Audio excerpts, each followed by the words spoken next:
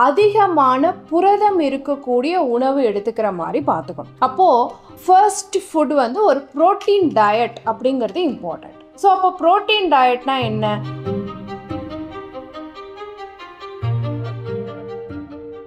முக்கியமான ஒரு விஷயம், பாக்ஸ் ப்ரீதிங் வந்து ப்ராக்டிஸ் பண்ணணும். எப்படி பண்ணணும்? நீங்கள் மூச்சை உள்ளே இழுக்கும் பொழுது ஒரு 4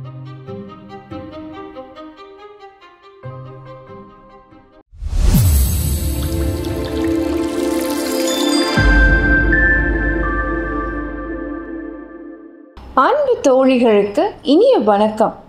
நான் doctor MS Usha Nandhini, Siddha physician, PCOD PCOS specialist, Lotus Women Care Hospital, India's first exclusive Siddha hospital only for women, Sai Baba colony, Coimbatore, KK நகர், சென்னை. இன்னைக்கு நம்மளோட யூடியூப் சேனலில் நம்ம என்ன பார்க்க போகிறோன்னு கேட்டிங்கன்னா, PCOD PCOS பிரச்சனை இருக்கக்கூடியவங்க ஒரு 6 விஷயங்களை டெய்லி கடைபிடிச்சாங்க அப்படின்னு சொன்னால் அவங்களோட பிரச்சனையை ஈஸியாக கட்டுப்பாட்டுக்கு கொண்டு வர முடியும். அந்த மாதிரி என்ன விஷயங்களை கடைபிடிக்கணும் அப்படின்னு சொல்லி பார்த்தீங்கன்னா, கம்பல்சரி காலையில் உங்களுடைய உணவு வந்து ஸ்டார்ட் பண்ணும் பொழுதே ஒரு அதிகமான புரதம் இருக்கக்கூடிய உணவு எடுத்துக்கிற மாதிரி பார்த்துக்கணும். அப்போது ஃபர்ஸ்ட் ஃபுட் வந்து ஒரு ப்ரோட்டீன் டயட் அப்படிங்கிறது இம்பார்ட்டண்ட். ஸோ அப்போ ப்ரோட்டீன் டயட்னா என்ன? சுண்டல் வகையாக இருக்கலாம். அது வந்து நம்ம நிறைய வந்து கொஞ்சம் பெருங்காயம் போட்டு தாளித்து இஞ்சி பூண்டு பேஸ்ட் போட்டு நம்ம எடுத்துக்கும் பொழுது அதனால் கண்டிப்பாக கேஸ் ஃபார்ம் ஆகாது.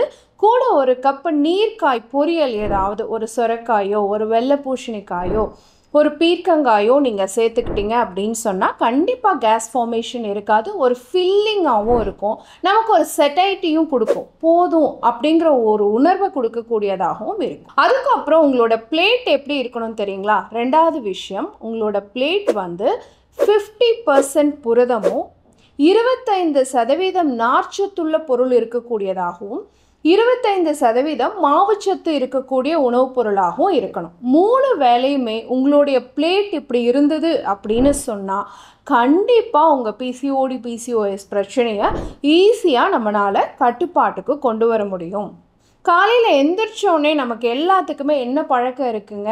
ஒரு டீ காஃபி குடிக்கணும், கூட 2 பிஸ்கெட் சாப்பிடணும் அப்படிங்கிற பழக்கம் இருக்குது. அந்த பழக்கத்தை கண்டிப்பாக சினைப்பை நீர்க்கட்டின்னு சொல்லக்கூடிய PCOD PCOS பிரச்சனை இருக்கக்கூடிய பெண்கள் செய்யக்கூடாது.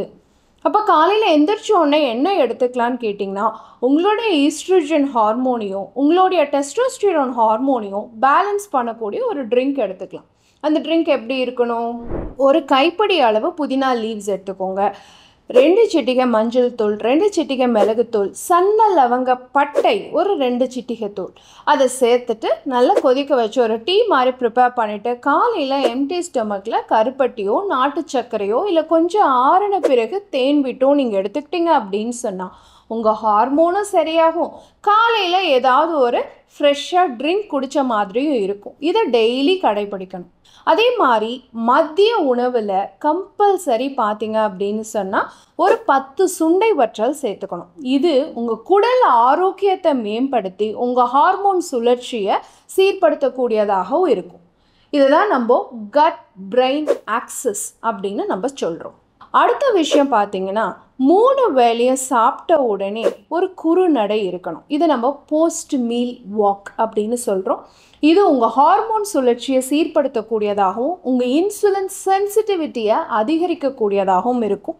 இதனால் உங்கள் வயிறு பகுதியில் இடுப்பு பகுதியில் இருக்க கொழுப்பு வந்து ஈஸியாக குறையிறதுக்கான வாய்ப்பு இருக்குது. Last but not the least, முக்கியமான ஒரு விஷயம், பாக்ஸ் ப்ரீதிங் வந்து ப்ராக்டிஸ் பண்ணணும். எப்படி பண்ணணும்? நீங்கள் மூச்சை உள்ளே இழுக்கும் பொழுது ஒரு 4 கவுண்ட் எண்ணிட்டு உள்ளே இழுக்கணும். அதே மூச்சை உள்ளே நம்ம நிறுத்தி வைக்கும் பொழுது ஒரு 4 கவுண்ட் எண்ணி உள்ளே தக்க வைக்கணும். திரும்ப 4 கவுண்ட் எண்ணி வெளியே விடணும். இது நம்ம ஒரு பாக்ஸ் ப்ரீதிங் அப்படின்னு சொல்கிறோம். So inhale 4 count, retention 4 count, exhalation 4 count. இந்த பாக்ஸ் ப்ரீதிங் நீங்கள் தொடர்ச்சியாக ப்ராக்டிஸ் பண்ணிங்க அப்படின்னு சொன்னால் உங்கள் உடலில் இருக்கக்கூடிய தேவையில்லாத கழிவுகள்லாம் வெளியேறிட்டு உங்களுடைய ஆக்சிஜனேற்ற தன்மை அதிகமாகி ஆன்டி ஆக்சிடென்ட் ப்ராப்பர்ட்டி அதிகமாகி உங்கள் ஹார்மோன் சுழற்சி சீராக இருக்கிறதுக்கு வாய்ப்பு இருக்குது. ஸோ உணவு முறையில் சின்ன சின்ன மாற்றம், வாழ்வியல் முறையில் சின்ன சின்ன மாற்றம், இது 2 தாங்க பிசிஓடி பிசிஓஎஸ் பிரச்சனைன்னு சொல்லக்கூடிய இன்றைக்கி இளம் பெண்களுக்கு இருக்கக்கூடிய சினைப்பை நீர்க்கட்டிக்கு ஒரு எளிமையான தீர்வாக இருக்கும். பயன்படுத்தி பாருங்கள். இதே மாதிரி இன்னொரு ஆரோக்கிய குறிப்போடு நான் உங்களை சந்திக்கிறேன். இயற்கையோடு இணைவோம், ஆரோக்கியமாக இருப்போம், ஆனந்தமாக வாழ்வோம். நன்றி, வணக்கம்.